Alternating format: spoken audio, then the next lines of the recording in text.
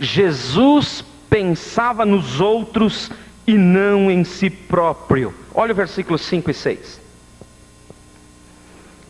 Tende em vós aquele sentimento que houve em Cristo Jesus, o qual, subsistindo em forma de Deus, não considerou o ser igual a Deus coisa que ele podia se apegar, se aferrar.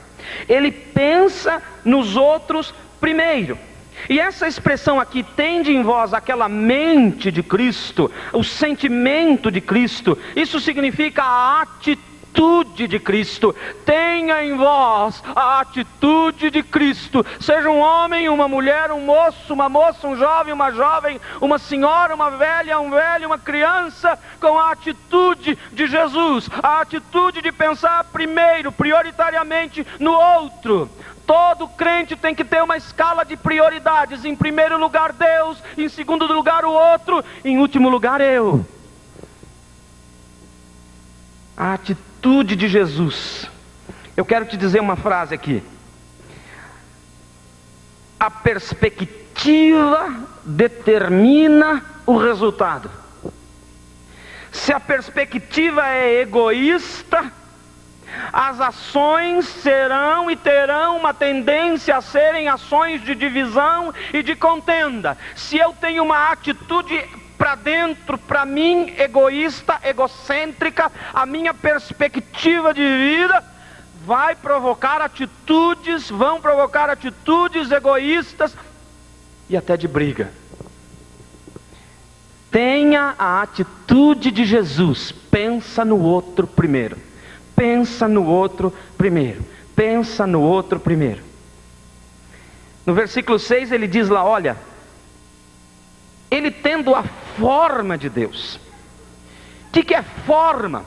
Gente, forma é sempre a expressão externa que tem que refletir alguma coisa interna. Forma é a expressão de fora que reflete o de dentro.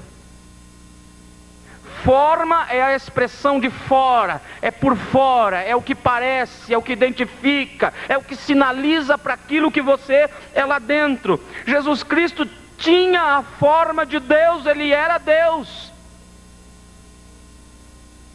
A Bíblia diz que Jesus Cristo foi o construtor do mundo. Em Colossenses capítulo 1 em diante diz que foi Ele, e através dEle, por Ele, para Ele que o mundo foi criado. Em Hebreus capítulo 1 diz que Ele é grande Deus, que Deus olha para Jesus e diz, o teu trono, ó Deus. Deus olha para Jesus e diz, o teu trono, ó Deus, subsiste pelos séculos dos séculos. Jesus Cristo era Deus, não precisava de nada, tinha toda a glória no céu e louvor. Ele reinava no universo, ele não precisava de absolutamente nada, ele tinha todos os seus direitos, inclusive os de ser honrado, o de ser glorificado, o de ser obedecido. Ele era Deus.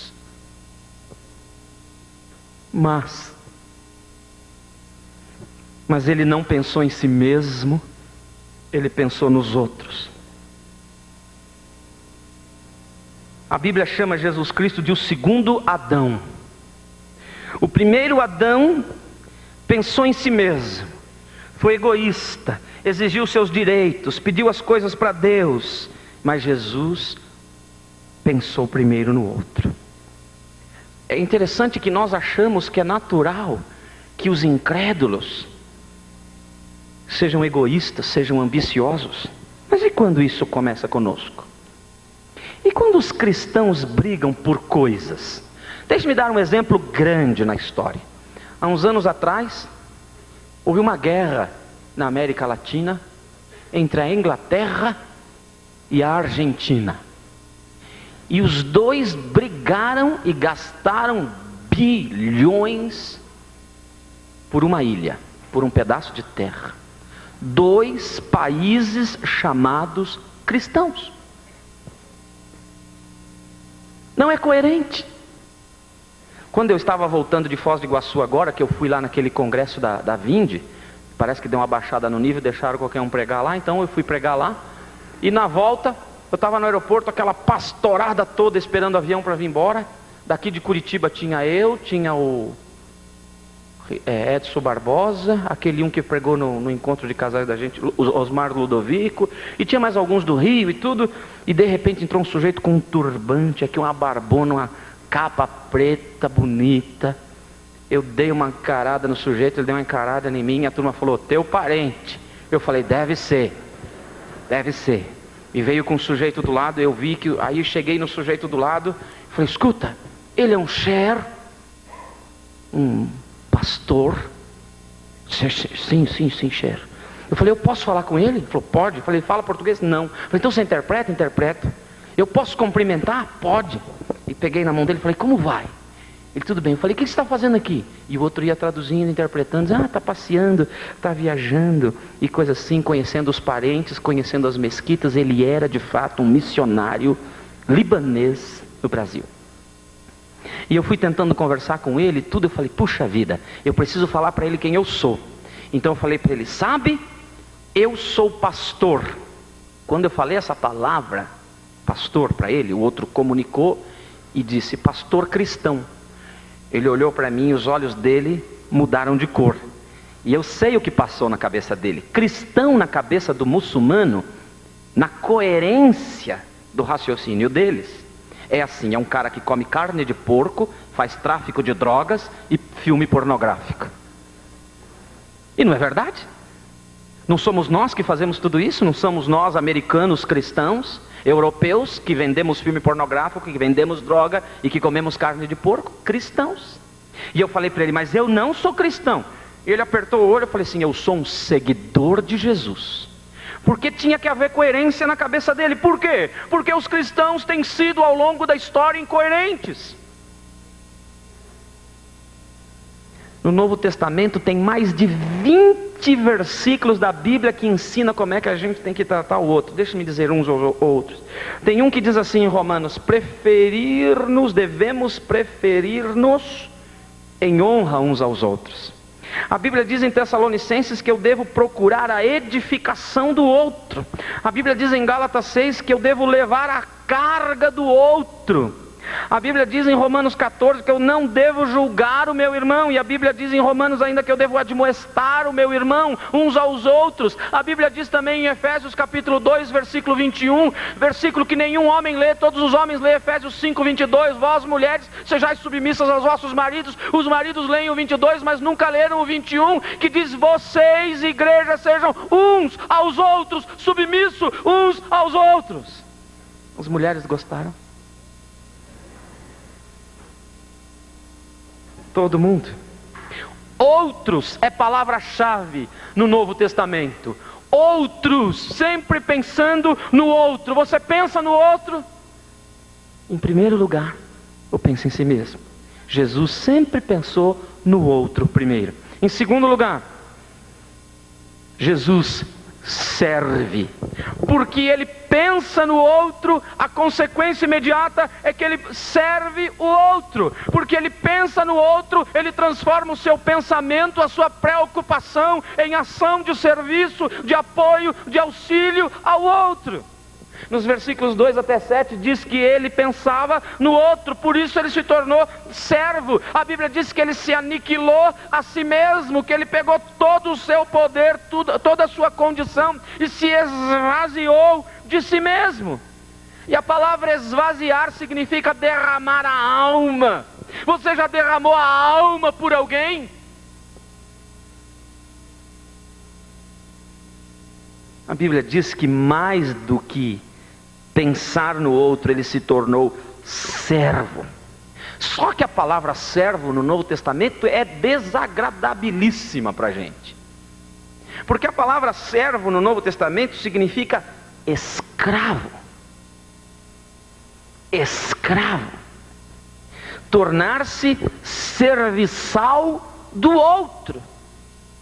Ele fez, Paulo fez, Timóteo fez, Epafrodito fez, nós podemos fazer, porque se eu parasse em Jesus Cristo e falar, Jesus é Jesus, mas Paulo fez, Timóteo fez, Epafrodito fez, outros servos fizeram. Nos dias dessa conferência nós vimos pessoas morrendo por gente que não merece nada do ponto de vista dos valores humanos, mas eles estão se dando, acabando com a sua vida, esvaziando-se por amor a pessoas que o mundo esqueceu.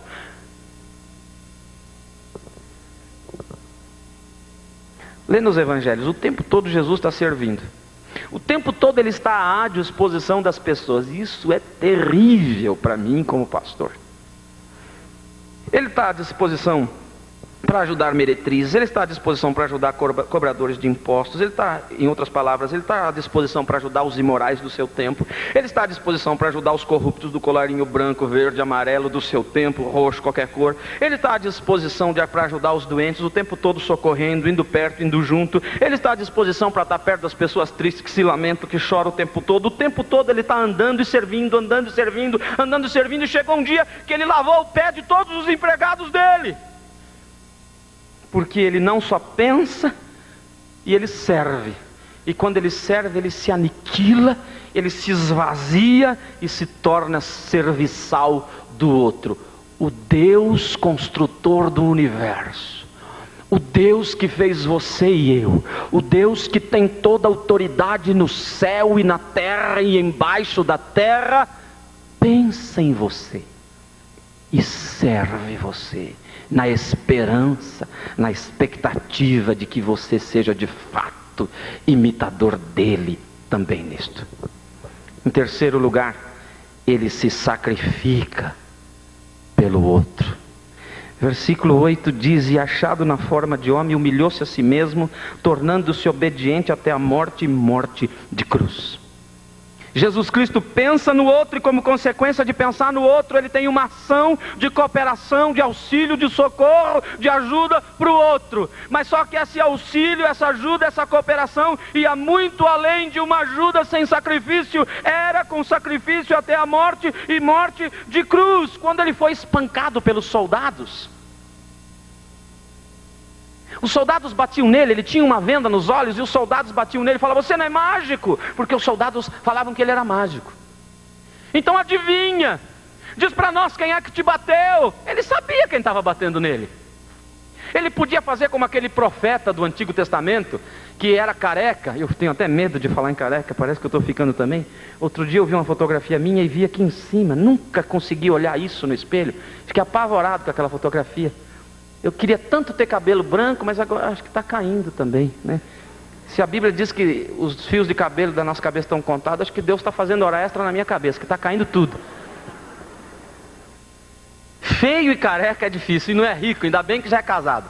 Deus mantém a mulher não enxergando bem até os últimos dias da minha vida. Bom, então gente, mas eu estava dizendo, aí tem o profeta que vem vindo careca lá no Antigo Testamento, e a molecada da rua, sabe, o pessoal juniores da igreja daquele profeta, quando viram ele subindo a ladeira, que era um barrancão escorregadio, o cara dançando para subir aquele barranco, e a molecada começou a tirar uma do profeta também. Ele dava folga para a molecada, ele não mantinha assim na postura.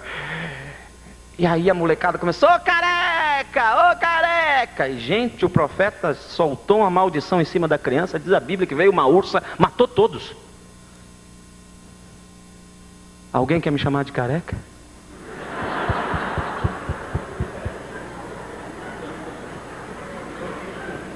Tem poder na mão do pastor, criançada.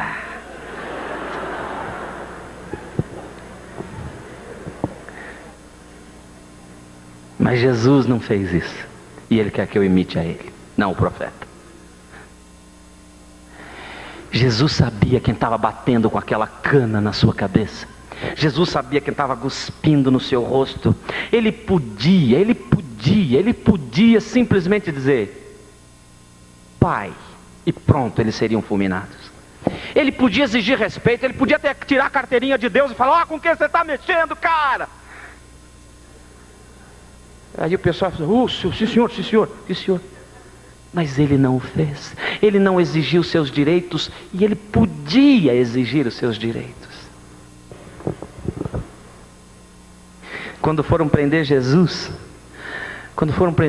o pessoal vem tudo de noite, vem aquele cara, dá um beijo em Jesus Cristo, Jesus fala, pô meu, através de um beijo, um negócio tão legal que a gente tem na nossa cultura, e você vem avacalhando logo com beijo e tudo, e aí o pessoal vai prendendo Jesus, o pessoal vem com enxada, com foice, com um pedaço de pau e tudo, e aí Jesus fala para eles assim, pô, vocês podiam me pegar de dia, para que vir de noite, né?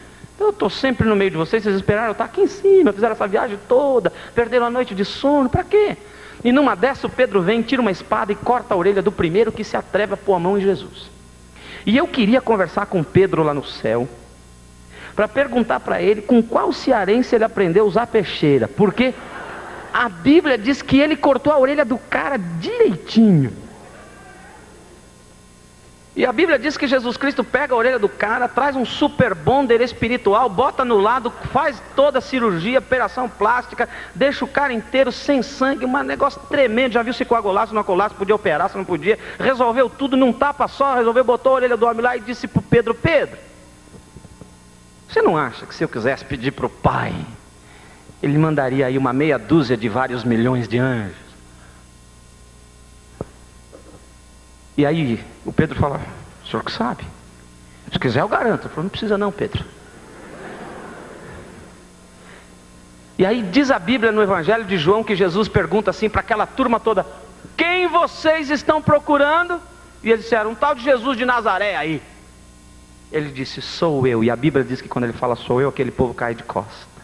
Imagine, só com o arzinho, né? Falar bafo era feio. O arzinho que saiu da boca de Jesus derrubou aquele povo. Imagine se ele desse um soprão. Eles caíam aqui na América Latina. Tal poder dele. Ele podia. Mas ele se humilhou e foi ao sacrifício. Por quê? Porque ele pensa no outro e age em favor do outro. Então ele se sacrifica e se sacrifica mesmo pelo outro. Eu li num livro uma vez, numa festa católica, que o padre estava vendendo cruz, e cada cruz que a pessoa comprava significava a cruz que ela queria carregar pelo cristianismo. Então tinha cruz enorme, maior que uma pessoa, e tinha de vários tamanhos. E tinha umas cruzes desse tamanhinho. E era interessante, quanto maior a cruz, mais barato era, e quanto menor a cruz, mais caro era. Eu acho que o padre era muito inteligente.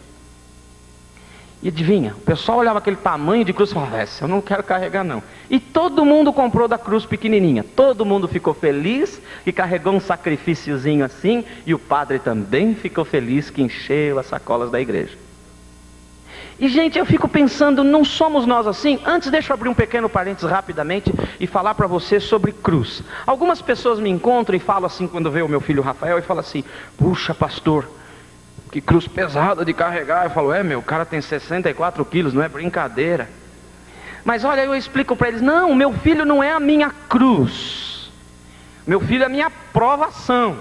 Né? Frequentemente reprovado mas ele é a minha aprovação.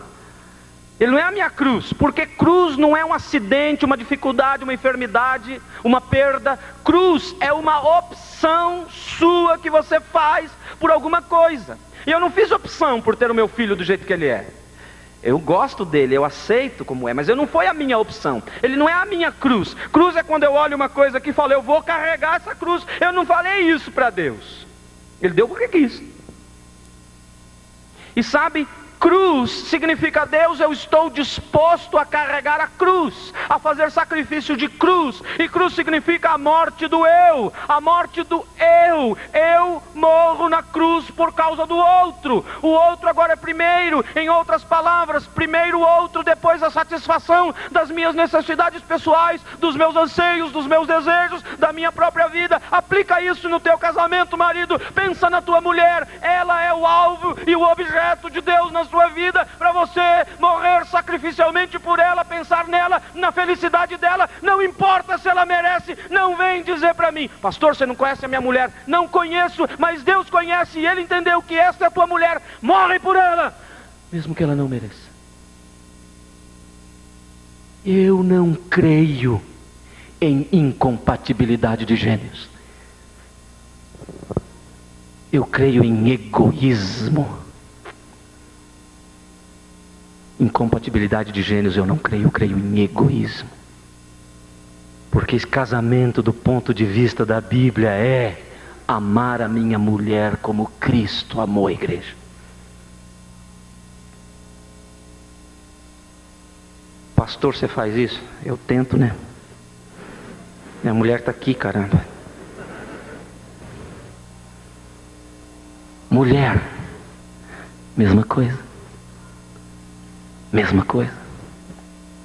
Mas pastor, o senhor não sabe o marido que eu tenho. É por esse sacrifício, sacrifício, sacrifício. Quanto nós estamos dispostos a assumir de sacrifício? Um escritor disse: vida, ministério, obra que não tem nenhum sacrifício é vida, obra, ministério que não produz nada.